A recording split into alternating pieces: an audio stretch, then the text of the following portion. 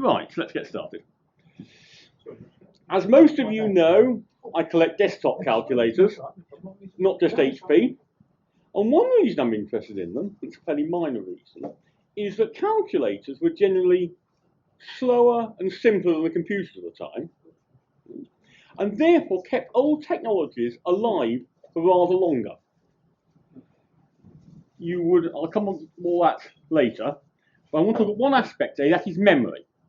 It's obvious that any calculator, even just a simple four-function machine, has to remember the numbers it's working on. Right? So let's see how that was done. Now in the handhelds, it's all hidden away inside integrated circuits, chips, and you can't see what's going on. Fundamental concept on desktop machines where it often wasn't. So let's start with the way that wasn't used. Now, everybody here is aware of the fact that if I say this statement is false, that's a paradox. Yes? If I say this statement is true, it's indeterminate. It could be true, it could be false. Either way, it's still stable. And therefore, this statement is not false, is equivalent to that. And that's equivalent to this statement is not true. And what that means is if I take two NOT gates and put them in a ring like that, it's stable. Just drawn, the thing on the right, just drawing it differently. It's got two stable states. One goes to 0, goes to 1, round again, or 0 goes to 1, goes to 0. And it is useless. It is useless because you can't force it into one state or the other. It's a memory device, but it's... So as I've said there... It's a bit like a political party, isn't it? Yes. It's two states, but you can't force them. But we can now play tricks with more complex gates. If you think of the NAND gate, anything NANDed with 0 becomes 1. Because anything 0 gives you 0, you invert to a 1. Anything NANDed with a 1 is simply the inverse of it. So a NAND gate becomes an inverter where you can force the output. Right? So if we put two of those in a ring, we have a circuit where when both the S bar and R bar lines are high, ones, it becomes the ring of inverters. It's got two stable states. But by bringing one of those low, we can force them to one state or the other. In the same way, on the right, we've done the same trick with NOR gates. Anything NORed with 1 becomes a 0, because if you OR it, it's a 1. Anything ORed with a 1 is a 1, to invert to the 0.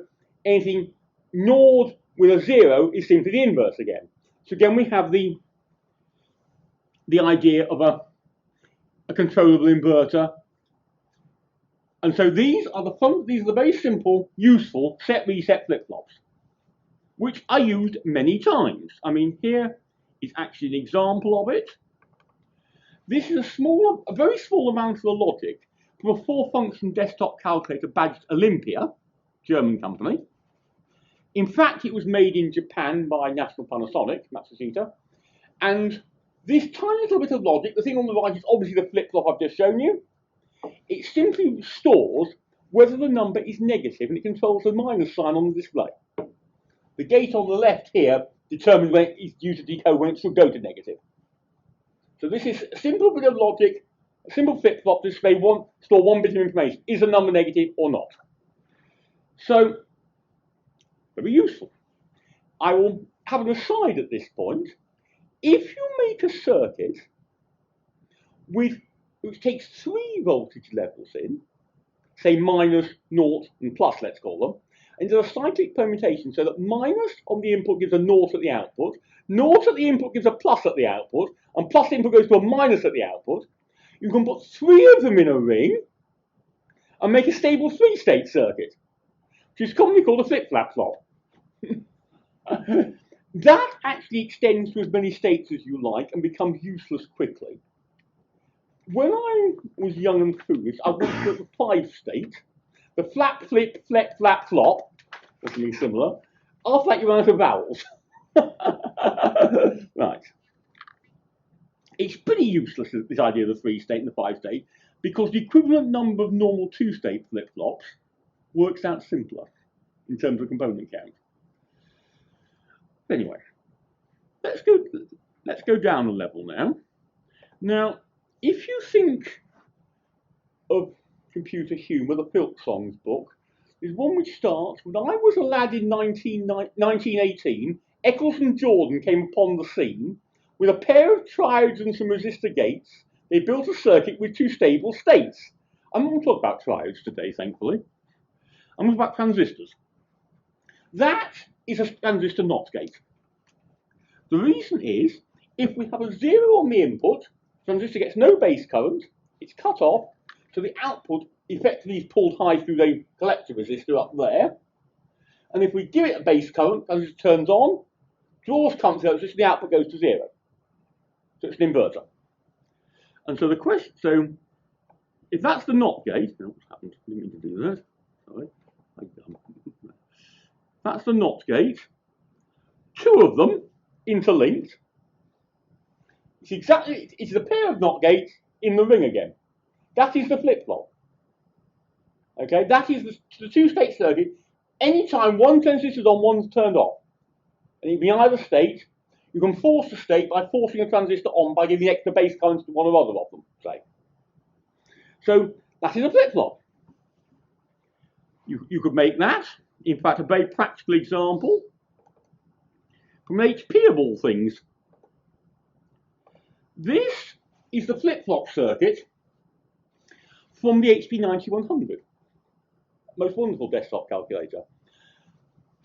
This is one flip-flop. We now have 4 transistors, 4 diodes, and 2 HP custom ceramic modules, which are just resistors and capacitors.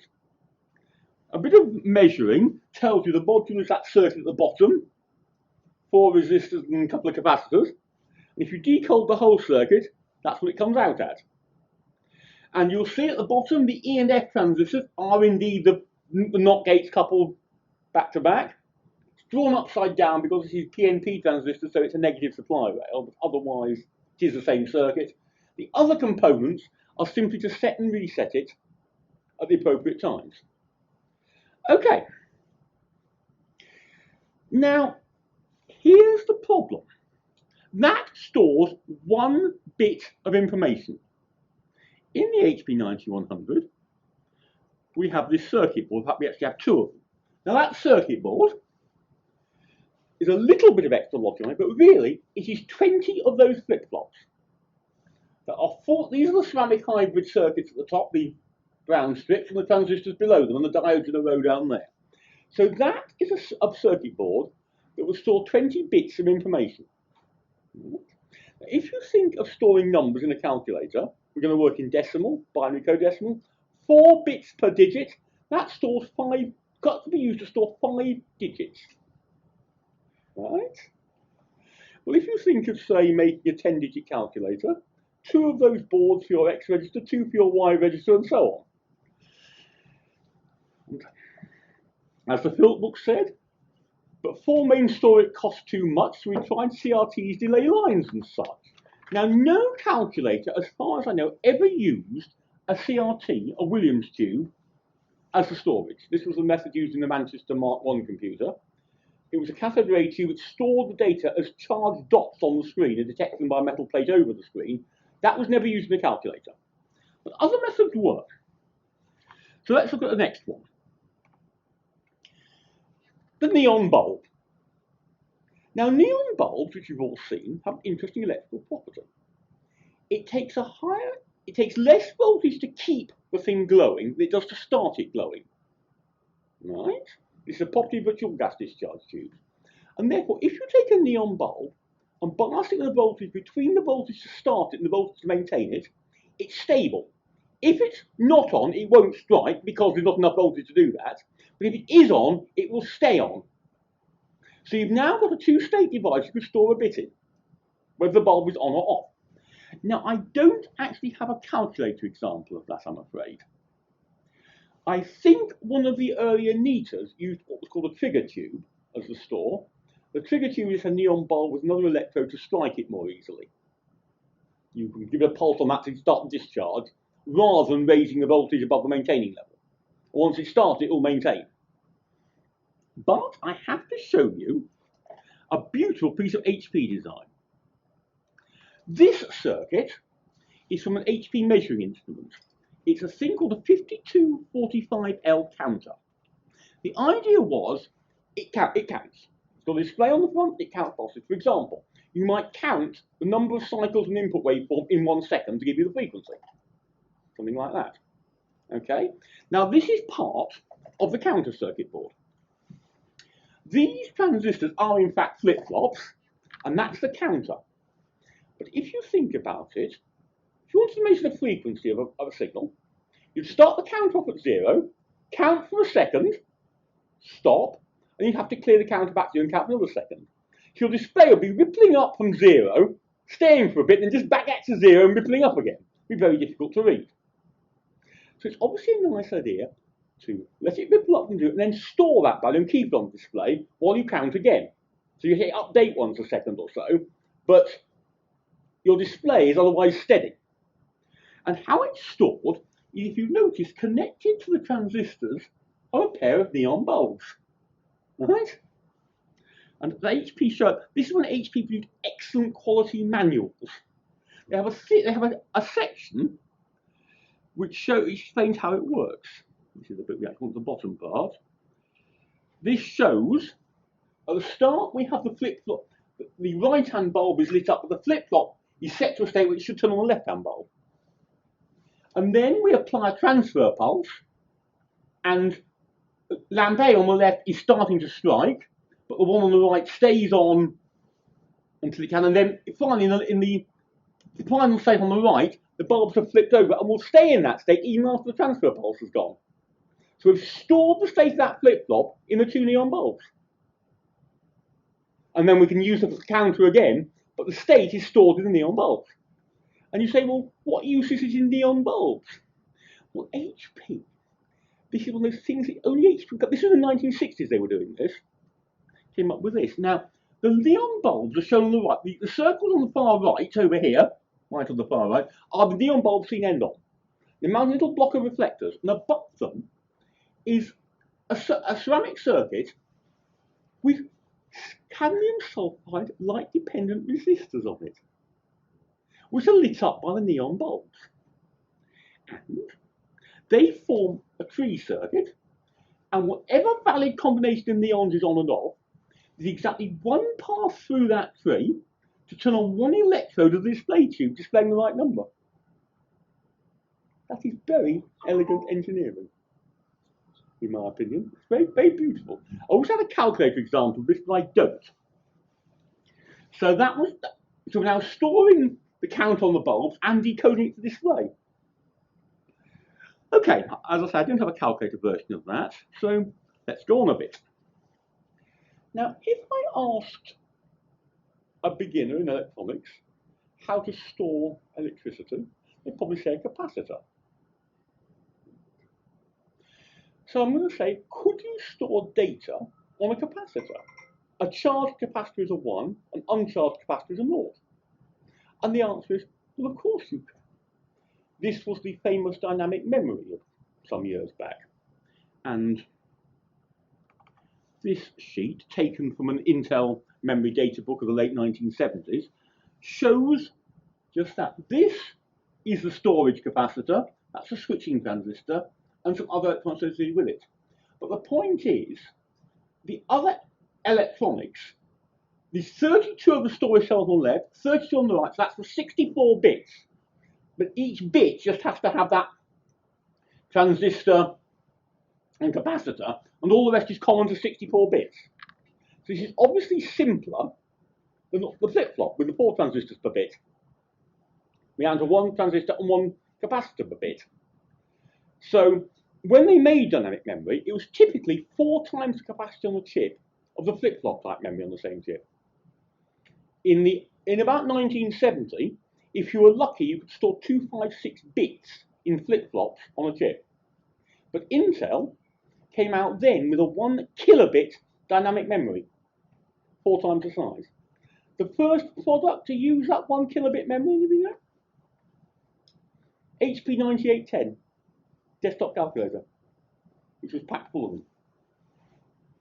So, another way to store. Now, could you do the same? Could you make dynamic memory with individual capacitors? Oh, quick thing. One problem with this system, the capacitor charge leaks away, just general leakage. So every so often you have to refresh, you have to read out each memory location. If it's a 1, you have to write it back and charge it up again. So my question is, could you do the same trick with individual discrete capacitors? Well, there's no logical reason why you can't. And in fact, I have here a picture of a circuit board from a Toshiba Toscal calculator of the 1960s. This is the memory board. It stores 4 registers of 16 digits each. Each strip here represents a digit in the register, and on each strip, this is a close-up of the strip, these brown rectangles, like that one, are double capacitors. Each one has 2 capacitors molded together and stores 2 bits of information. So each strip stores 16 bits, 4 bits for the corresponding digits in each register. The refreshing is done automatically because, to simplify the electronics, it does the display digits one after the other. So it's scanning through the display, scanning through what you might call the X register to read it out to the display, and while it's doing that, it refreshes that and all the other registers. Now, I haven't actually done much work on this machine, so I haven't these circuit diagrams to show you, but I still think it's a fascinating piece of electronics. And, right, we now go back to the dawn of computing in Cambridge. Because, as everybody will know, the first computer in Cambridge was the Electronic Delay Storage Electronic Calculator, EDSAC. And as the book goes on to say, the main memory of EDSAC was, you see, acoustical pulses in mercury. They had long tubes of mercury. They sent a sonic pulse down it, and it came out the other end a bit later. And you could stack them up one after the other. It's like standing in front of a cliff and shouting aardvark, or something similar, and having the echo say aardvark coming back to you. The pressure waves in the air or in the mercury are preserved and come back to you.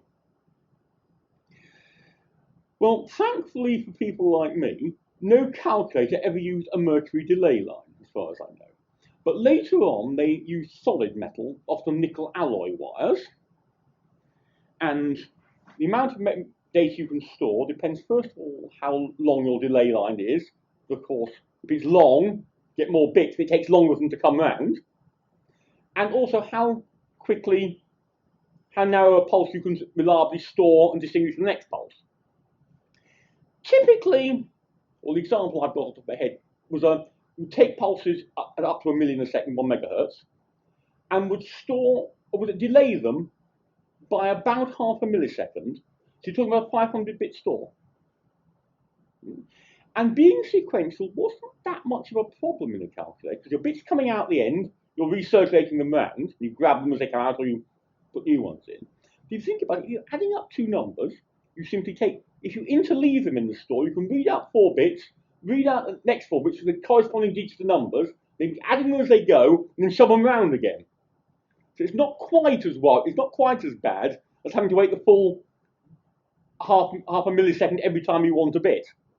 Because you can grab them as they're coming, and you can have the numbers interleaved, so you get two least 2 digits, next 2 digits, and so on. And we go back to that Olympia calculator I mentioned earlier. And this... Sorry, Tony, just interrupt the question then. So on that interleaving, as you said, did they set up 2 parallel mercury tubes? In EDSAC they did, so but on the calculator they don't. They simply say... No, but on EDSAC they have multiple tubes, yes. No, they had multiple tubes, but did they stagger the pulses so that you could add 2 tubes together? Well, you didn't have to, because you have the corresponding bits coming out at the same time. You could grab them as they came out the 2 tubes. Oh, okay. But if you only have 1 delay line, you can say, well, okay, I've got the 4 bits. You might say I have either complete integer. You might say I've got 4 bits for number A, 4 bits for number B, the next 4 A, next 4 B, and so on. So you grab 4 bits out into flip-flops. You have to have some flip-flops in your machine. and then grab the next 4 out into flip-flops, and you add those two 4-bit numbers together, and then send them around again. I mentioned that Olympia. This is the delay line stored from that Olympia calculator I showed the sine bit flip-flop from. The coil of wire on the right is the actual nickel delay line. These blocks here, the one at the top with the red and white wires going to it, sends a little twist to the wire to send a pulse down it. It takes about a half a millisecond to get round, picks up out on the bottom, and sent back into the circuit board. The electronics is very simple. Pulse comes in, transistor drives the transducer onto the delay line, that gives it a twist. We pick up on the top coil, right on the right hand end, and feed into an amplifier, and get a pulse out. And amazingly, this should work. Well, I rather like it, but I haven't got the machine working yet, I'm afraid. Sitting on my bench in lots of bits. And finally, thankfully for you, I want to talk about the method everybody thinks of when they hear old computer memory, core. Everybody thinks of magnetic core memory. Everybody says, ever heard of magnetic core memory? The term's used almost this day in terms like core dump. Well, the first example doesn't come from a calculator. This is again when computers had excellent manuals.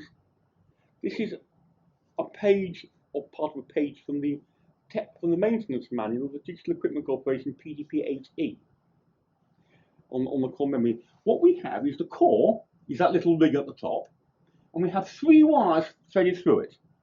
At the top we have one called the sense inhibit line, then there's an X wire and a Y wire. And the trick is the hysteresis loop of the ferrite, the magnetic hysteresis loop, how the magnetization depends on the flux. And it's designed so that if you pass a current through either the X or the Y, but not both, nothing will happen. There won't be enough magnetization flux from those wires to affect anything. But if the two coincide at one particular core, it will flip it one way or the other, depending on whether the current's going like that or like that. So if they coincide at one core, it will toggle it from one state to the other. And the only way to tell if it's magnetized is to write it to a known state, say to 0, put the current effectively into 0, and if the flux changes, it was originally a 1. And you check that by a pulse on the sense wire, which is sense inhibit. Some core memories had one wire called sense inhibit, some had a separate sense and inhibit wire. So it had 4 wires through the core. And the core memory cycle of PDP-8, according to manual, I think I've verified this, was if you wanted to access a word, you always did a read and then write cycle. You would start by effectively writing a 0 to the word and seeing which core's flipped. And that would be the value you read from that store. To write, you'd either restore the same value back or the new value from the processor. You would simply remagnetize the ones that had to be 1s the opposite way. Okay? It does work. You start with your word, you write it all to 0s, it now is all 0s, and you see which ones are flipped, that tells you which ones are originally 1s. If you want to keep the value the same, you write those 1s back, otherwise you've got the new ones back. But you only have to write and the way you only write the ones that have to be 1s is if you have the 2 wires crossing at a core and you send a signal down the inhibit wire, there won't be enough flux to change it. So if you have a bit that's written to a 0, you try and write it to be a 1. If you also turn the inhibit line on, it won't change, it'll stay as a 0. I say some core memories, sense and inhibit was combined in one wire, some it was separate. And this is the memory board from a PDP-8E. I have such a machine, and I have a full 32K words of core. That is an 8K by 12-bit core memory board, one of 4 out of the machine. Each of those rectangles, black rectangles, is 8,192 cores. All threaded by hand. All, I think they possibly were. And each block has a common sense inhibit wire that corresponds to a bit So if you've got the 12-bit word, you're selecting a particular core in each block. You see which one's read out, and you write them all back, but some of the inhibits turn on so they don't actually change. Works very well. On the other hand, you can't really see those cores. So here is a calculator example. That is the core memory circuit board from a Casio AL1000 calculator, a machine sold in America under the Commodore name. This was a desktop programmable calculator from Casio in the mid-1960s, about contemporary with the HP 9100, I may add. And in the middle, this rectangle in the middle is the core plane, and it claimed, if you look at the part number on it, it's 14x8x4. And that corresponds to 14 digits one way by 8 registers and 4 bits, i.e. a digit each time. And that is a close-up of the core, and I think you actually see the individual cores there. Each of those little blocks is a particular bit, 14 by 8. And the cores are actually visible. And if you notice the writing on the board around it, we have S2 bar S2, that's the sense line, and I2 bar I2 up there, separate set. This is a 4-wire core, separate sense and inhibit lines. So this is a 4-wire core. It works. Okay. Essentially, there you have it. My comment going to be, if you wanted to find a computer with core memory, you could probably do it, just about. There are still quite a few around. I haven't bought them all myself yet. If you wanted to find a computer with delay line store, you would never do it. EDSAT no longer exists. There are very few other machines to use that method. People have built them as enthusiasts, but you won't find a historic one. You could find a calculator with Olivetti made calculators. I say there's Olympia. There are others. You could find a calculator delay line store. You can find calculators with core memory. Obviously, HP 9100 is another example. You can find this discrete capacitor memory Toscals. They're not common, but there are still a few around. I mean, it's not sort of, none still exist. So it is a sort of way to find unusual memory technologies that you wouldn't find anywhere else, which is why I rather enjoy it.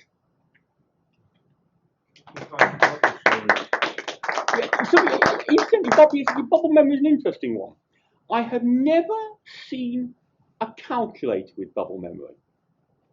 However, if anybody really wants a computer with bubble memory, there was a laptop with it. But if you want to stick to HP for a second, there was a bubble memory board for the HP 9000s.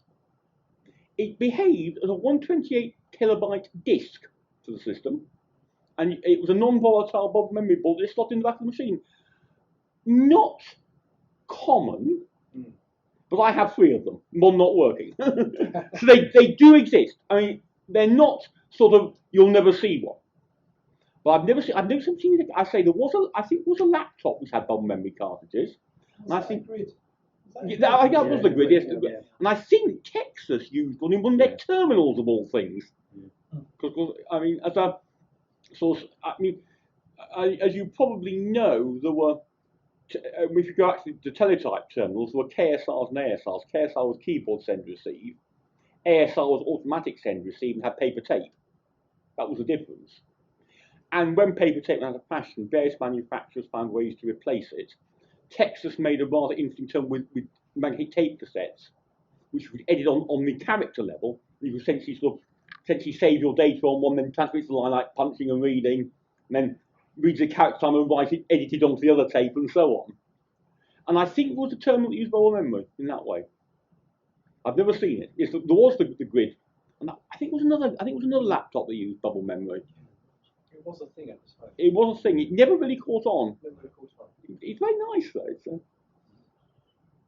I've got 2 questions for you. Yes. First question, you mentioned right at the start of your talk about the HP Legacy 9000 series, which I think you have a few examples of those, don't you? Which HP 9000? 9180? 9810, yes. Yeah. And in thinking about the theme of preservation, and your excellent talk about at component level, would you say that So for the first question then, would you say that that machine is a perfect example of a machine that could probably be kept going for forever because it's so I skilled, think well, you would not get the original parts from them even now. even now? I mean, some of the logic chips will be very difficult to find, but exact replacement with exactly the same logic function would exist. And the thing is, the HP 9810, if we just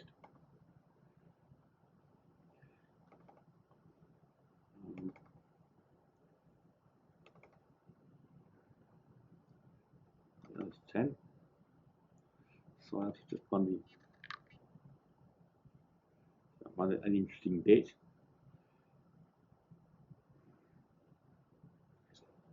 For example, this is a little bit of the logic. This is the bit. I'm going to do that. Yes. This is the bit which takes it sort of through the. You see, all these ICs are basically these squares on the right are flip flops. This one here, big rectangle, is a data selector. It simply selects one of 16 inputs and feeds the output. Gates. They're all very simple. So if you had to make something to replace them, it would not be difficult. You could in effect make a perfect emulator of this machine in modern technology. Say in a programmable gate array or something, FPGA, programmable gate array. And therefore, while you wouldn't necessarily have the exact machine, you have the exact functionality of it. That I think is one of the big differences in that and later machines or the handhelds. You can attempt to emulate the processor, but you're very much based on its external behavior, and you're assuming that you've seen everything the processor can do. You know, in other words, you think, I've got a data on the processor chip in my Motorola 68000 or something. I'm going to make an emulator based on that, and then there was a bug in the chip or an undocumented feature that some machine used. I mean, the classic example of that, of course, is a Z80 processor, very common processor, which has a whole raft of undocumented instructions, which every chip and all its clones obeyed, simply because it was almost more work not to have them. I mean, this has nothing to do with my talk, and you probably want to record this, but the Z80 rather had a pair of index registers, IX and IY, and the instructions to operate on those were effectively the ones that operate on the HL register pair, lacking with a prefix byte. And if you took anything to do with HL or H or L separately and put the prefix on, did the appropriate operation on the index register. And because simply how logic worked it out. And therefore it was more work not to do that. But this was never in the data sheets, but was in some third-party books on the processor. So, but you're very much. They made it official later, didn't they? So I think they did. Whether it was always meant to be there from the start, but some of the early chips didn't work. It'd be more work for it not to be there. Yeah. No, but I mean, it may have been that they didn't work properly or buggy, but they were meant to be there from the start. Well, the problem with that would be it would then be buggy on the official instructions as well. 70A, 80A, and the Z80B came along. It would all be more work. I think, without looking into the details of 80, if it worked correctly on all documented instructions, it virtually had to work on the undocumented ones, unless there was extra logic to stop it working on those. Right. But I mean, if you're imaging a handheld, say an HP handheld, even worse, you haven't got data on the processor. So what you're going to do is you're going to say, okay, I know my ROM code, I know what it's supposed to do, therefore the processor must be doing this. I can take a genuine HP35, I can put my oscilloscope and logic analyzer on it. I can say, yes, I can see how the waveforms are behaving. But you never know you've quite got it right. Whereas all these chips are sufficiently simple, you do know you've got them right. Because that's discrete. Yeah, right, those are chips, but they're so simple. There's nothing you can hide away in them.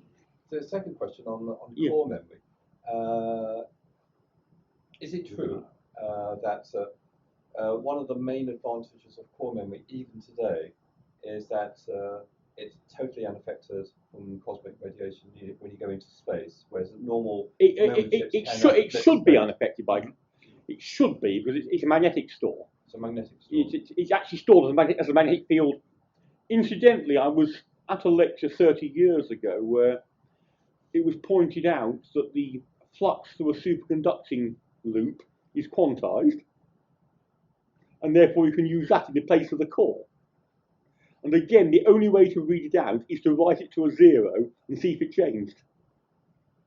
And which made me make a few interesting comments. But I mean, yes, you can be very careful with what is and is not radiation hardened, is not affected by magnetic fields. I can remember absolutely nothing to do with memory. What I call appreciate this. Do you remember photomultiplier tubes in particle detectors? These are, you send an electron into a photocathode, you send a photon and you get an electron off, hits a metal plate, kicks off the more electrons, they cascade down, multiplying as they go. Okay. The problem is, this does not work in magnetic fields, because electron paths get knocked sideways. And of course, particle accelerators often have magnetic fields around them. And so we were looking at a device called an avalanche photodiode, where you have effectively the same effect in a semiconductor. A photon comes in, electron hole pair, these propagate through the thing, forming more electron hole pairs as they propagate to get amplification. And you might just below breakdown voltage. We said these will be immune from magnetic fields. But all I will say is there's a 300-page document on my bookshelf, one small part which shows that they are not. If you look around, it's called a PhD thesis.